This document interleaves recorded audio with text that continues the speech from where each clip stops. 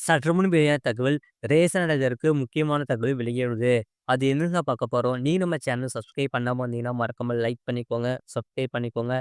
மற்றவர்களுக்கு தெரியப்படுத்த ஷேர் பண்ணுங்க. புதிய ரேஷன் கார்டு வேண்டுமா? இனி சிக்கலே இல்லை. அதாவது, தமிழகத்தில் வறுமை கோட்டிற்கு கீழ் உள்ள மக்கள் உதவி பெறும் வகையில் அரிசி, பருப்பு, சர்க்கரை போன்ற அத்தியாவசிய பொருட்களை நியாய விலை கடைகள் மூலம் வழங்கப்பட்டு வருகிறது. இதன் மூலம் பல்வேறு தரப்பு மக்கள்கள் உதவி பெறுகின்றனர். ரேஷன் கார்டு விண்ணப்பிப்பதற்காக ஆதார் அட்டை, மொபைல் எண், உறுப்பினர்களின் பாஸ்போர்ட் போட்டோ, பான் கார்டு, கடந்த மின்சார கட்டணம், வருமான சான்றிதழ், சாதி அல்லது வகை சான்றிதழ், வங்கி பாஸ்புக் மற்றும் உங்கள் பாஸ்புக்கில் முதல் பக்கத்தில் நகல், கேஸ் சிலிண்டர் இணைப்பு விவரங்கள் முதல் என கட்டாயமாக்கப்பட்ட ஆவணங்கள் ஆகும். பிபிஎல் இது வறுமை கோட்டிற்கு கீழ் உள்ள மக்களும், ஏபிஎல் வறுமை கோட்டிற்கு மேல் மற்றும் நடுத்தர வர்க்கத்திற்கு கீழ் உள்ளவர்களுக்கும் இந்த ரேஷன் கார்டு அந்தயோதயா திட்டத்தின் கீழ் வழங்கப்படுகிறது. மற்றும் மற்ற வர்க்க மக்களை விட பொருளாதாரத்தில் பலவீன மாணவர்களுக்கு வழங்கப்படுகிறது.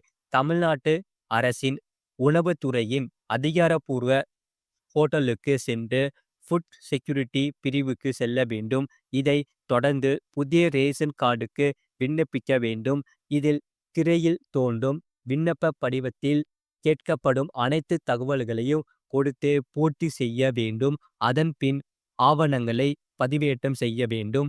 பின் சப்மிட் பட்டனை அழுத்த வேண்டும். இதன் மூலம் ரேஷன் கார்டின் விண்ணப்ப எண் பெறப்படும். அதன் மூலம் கார்டின் நிலையை சரிபார்க்கலாம். இது போன்ற செய்திகளை உடனுக்குடன் அறிந்து கொள்ள மறக்காம சேனலை சப்ஸ்கிரைப் செய்யுங்கள். மற்றவர்களுக்கு தெரியப்படுத்த ஷேர் செய்யுங்கள்.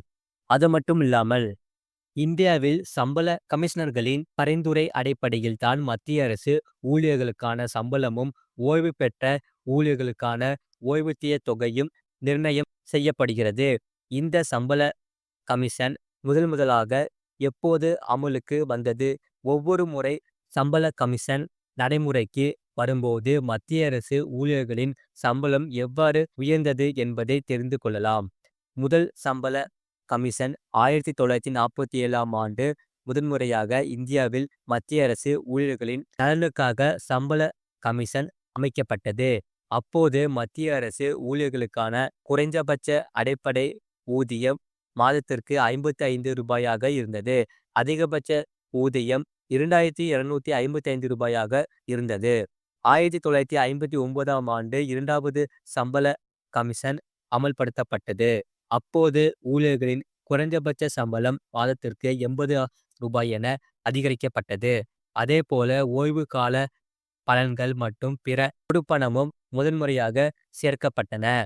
1970ஆம் ஆண்டில் மூன்றாவது சம்பள கமிஷன் பரிந்துரை நடைமுறைக்கு வந்தது. அப்போது மத்திய அரசு ஊழியர்களின் அடிப்படை குறைந்தபட்ச மாதம் சம்பளம் 185 ரூபாய் என மாறியது. அதேபோல அகவிலைப்படி என்ற நடைமுறை முதன்முறையாக கொண்டு வரப்பட்டது. இது ஊதியம் போக மற்ற நிதி சார்ந்த பலன்களை கிடைப்பதை உறுதி செய்தது.